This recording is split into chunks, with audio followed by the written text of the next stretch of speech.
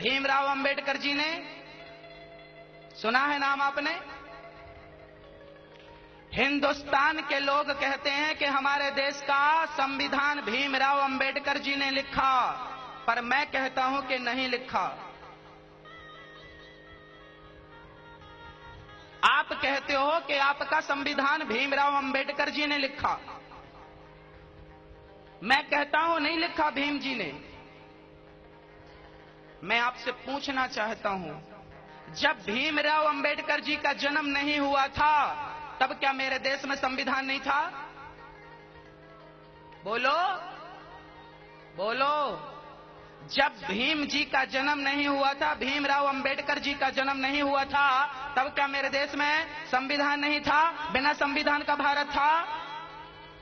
जब मेरा देश गुलाम नहीं हुआ था, जब मेरे देश में मुसलमान नहीं आए, बाबर नहीं आया, तब क्या मेरे देश में क्या संविधान नहीं था? बोलो बोलो भारतवासियों। जब मेरे देश में कृष्ण थे, जब मेरे देश में राम थे, जब मेरे देश में महाराणा प्रताप थे, झांसी की रानी थी, वीर शिवाजी थे, क्या तब मेरे देश में संविधान नहीं था? बोलो। तो किसने कह दिया कि संविधान भीमराव अंबेडकर जी ने लिखा? याद रखना भक्तों, भीमराव अंबेडकर जी ने देश का संविधान लिखा है, देश का संविधान लिखा होगा, लेकिन मनुष्य मात्र का संविधान तो कृष्ण ने लिख दिया था, और उस संविधान का नाम है श्रीमद् भगवत गीता।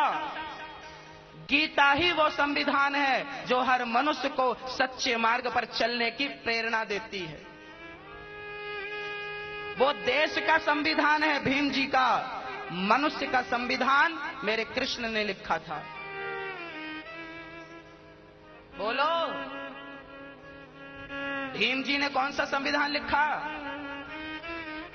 देश का संविधान लिखा है। मनुष्य मात्र का संविधान किसने लिखा?